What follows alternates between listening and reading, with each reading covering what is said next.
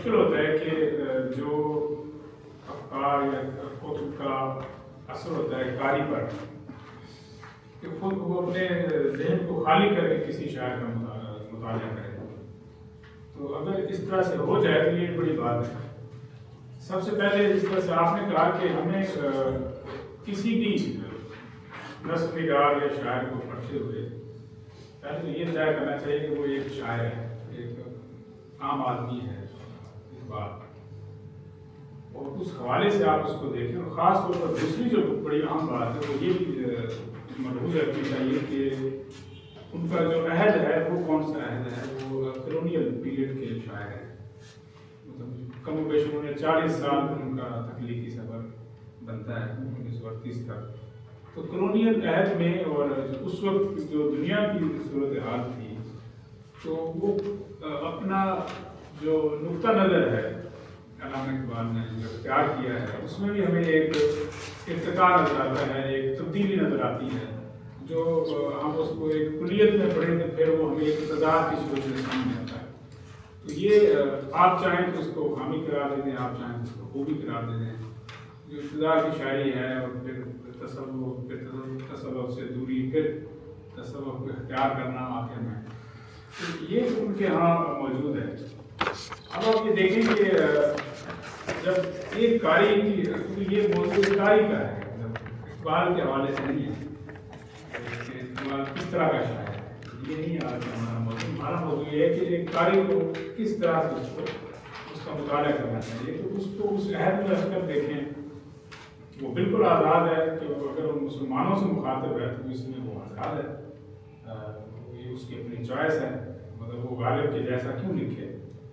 علامہ اقبال ہے, وہ اپنے حساب سے شاعری کرے گا, اس کے موضوعات اپنے ہوں گے, فلسفے سے جڑے ہوئے یا مذہب سے جڑے ہوئے یا کسی بھی حوالے سے. تو انہوں نے جو لکھا ہے اس دور میں آپ دیکھیں کہ جو نیشنلزم ہے وہ اپنے روز پر ہے.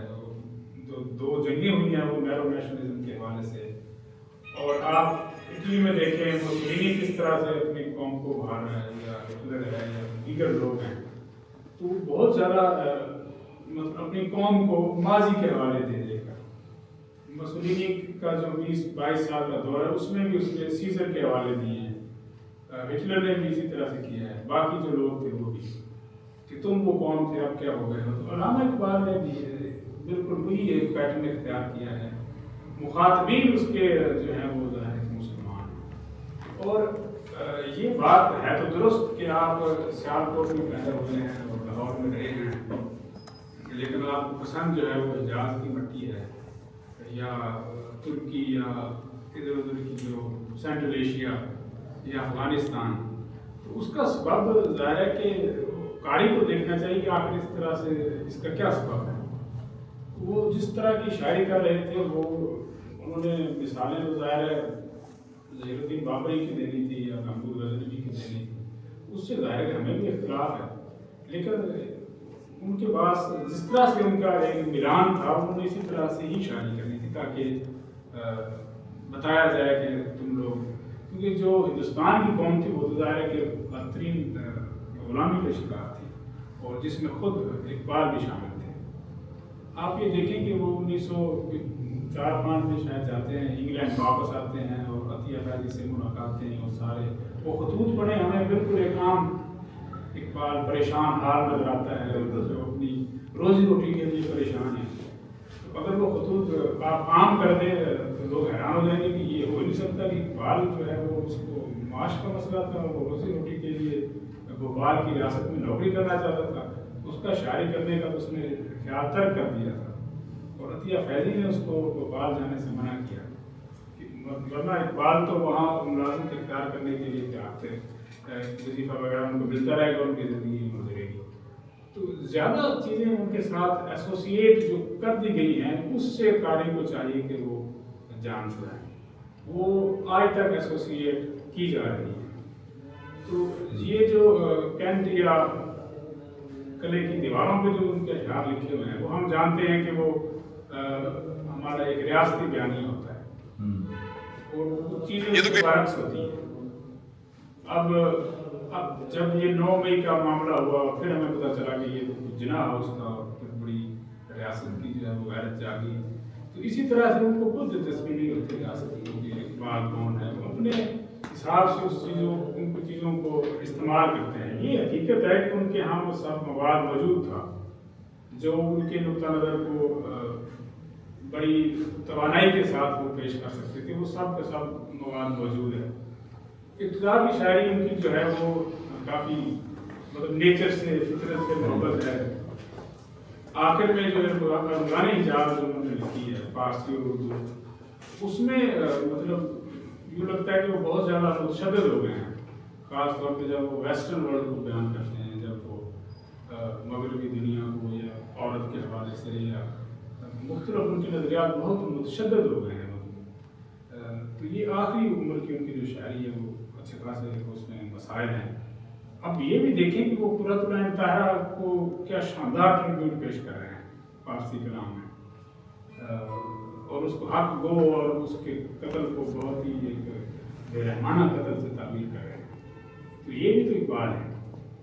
تو یہ ان کے ساتھ جو طالبانائزیشن یا اس طرح کی چیزیں منسوخ کرنا ہے, کیونکہ شاعری کے ذریعے آپ کسی کے عقیدے کا تو تعین کر ہی نہیں سکتے. کسی بھی شاعر کی شاعری سے آپ کو نہیں معلوم ہوگا کہ وہ سوچتا کیا ہے, کیا اس کے خیالات کیا ہیں, یا مطلب اس کا جو ایک متعین جو عقیدہ ہے اس کا کو نہیں پتہ چلتا. اب اس کی نسب دیکھیں تو وہ تو بہت زیادہ نعرہ نظر آتے ہیں. میرا خیال ہے اس سے بڑھ کر تو میں نے اسلم جراجپوری کو خطوط لکھ رہے ہیں, اور تصوف کے حوالے سے اور منصور حلاج کے شکل کو جائز قرار دے رہے ہیں علامہ اقبال. تو لوگ انہیں صوفی شاعر کہتے ہیں. وہ کہتے ہیں منصور حلاج کو جو اس کے ساتھ معاملہ ہوا, آپ لوگ پتہ نہیں اتنا کیوں شور مچاتے ہیں, حالانکہ وہ ٹھیک ہوا. تو اسلم جراجپوری تو خود ایک ایسے آدمی ہیں جو اسلامی روایات اور اس کے مطلب حدیث پر جو نے بڑا پہلی مرتبہ بڑی مضبوطی کے ساتھ سوال اٹھایا تھا. تو ہمیں ان کے ہاں تعصب نظر نہیں آتا اقبال کے. یہ ان کی بڑی خوبی ہے. انہوں نے ہر شاعر, بڑے شاعر کو ٹریبیوٹ پیش کیا, وہ شیکسپیئر ہوں یا ہندوستان کے ہوں یا ملٹن ہوں, کارل مارکس ہوں, تنقید بھی کی ہے. تو بس قاری کے لیے یہ ضروری ہے کہ وہ اقبال کو ایک عام شاعر سمجھے اور اس کی شاعری کو جو وہ مطالعہ خرچ کرتا ہے اسی کے حساب سے 1938 تک رکھ کر دیکھے. آج 2025 ہے, سچویشن چینج ہو گئی ہیں, اقوام متحدہ بن چکی ہے, اب انسانی حقوق کی بات ہوتی ہے, اب انڈیویجولزم کی بات ہوتی ہے.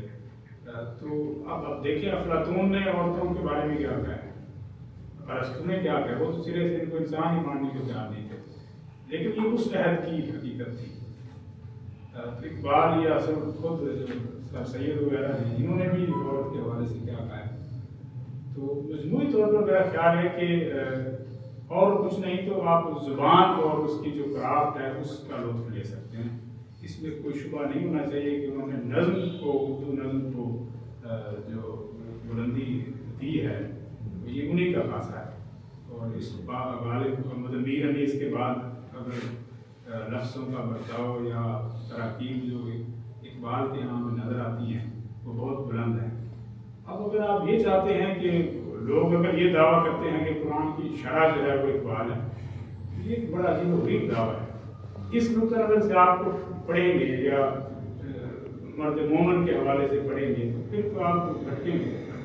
اسی طرح سے ہی آپ اس کی شاعری کو پڑھیں, لفظ کو دیکھیں وہ کیسے وہ معنی دے رہا ہے, کس بلندی پر جا کر وہ شاعری کر رہا ہے. باقی جو چیزیں ان کے ساتھ منسوب ہیں وہ اگر ذہن میں رہیں گی تو پھر تو میرے خیال اقبال آپ کے اعتاب سے بچ نہیں سکتا. جی سر, میں شروع سے ہی اقبال کا